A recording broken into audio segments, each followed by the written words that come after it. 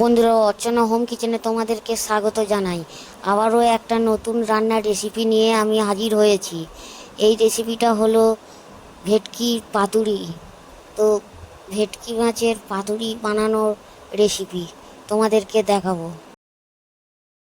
ভেটকি মাছের পাতুরি বানানোর জন্য যে উপকরণগুলো লেগেছে তার মধ্যে ছিল কালো সর্ষে আর টক দই, কাজু বাদাম একসঙ্গে পেস্ট করে নেওয়া হয়েছে। নিয়ে ওটাকে ভেটকি মাছগুলোকে সঙ্গে দিয়ে পিস পিস করে একটা পাত্রে ওগুলো তারপরে সর্ষের তেল দিয়ে ওটা মাখানো হয়েছে। মাখিয়ে কলা পাতাগুলো একটু কড়াইতে সেঁকে নেওয়া হয়েছে, মানে হালকা করে কড়াতে একটু যাতে না ভেঙে যায় সেজন্য একটু মানে ভাজা ভাজা মতন করা হয়েছে তেল দিয়ে। তেলটা দেওয়া হয় না, এমনি ভাজা মতন করা হয়েছে।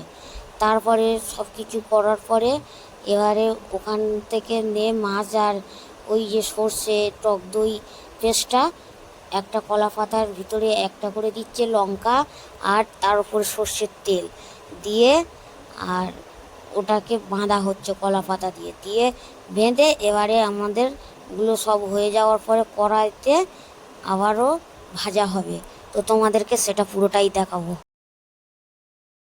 পাতুরিগুলো হালকা ভাপানোর জন্য হালকা করে তেল দিল কড়াই, তেল দেওয়ার পরে তারপরে ওগুলো দিয়ে দিল কড়াইতে, দিয়ে পাতুরিগুলো কড়াই দেওয়ার পরে চাপা দেওয়ার পরে কিছুক্ষণ পরে তুলে এবারে আমাদের খাওয়ার জন্য মানে তৈরি হয়ে গেল পাতুরি। পুরো পাতুরি তৈরি। দেখুন বন্ধুরা, পাতুরিটা কত সুন্দর হয়েছে, আমি তোমাদেরকে পুরোটাই দেখাচ্ছি। দেখুন পাতুরিটা কত সুন্দর হয়েছে। আর পাতুরি ঘরের পাতুরি তো টেস্ট আলাদা, খুব সুন্দর টেস্ট হয়েছিল, মানে দুর্দান্ত।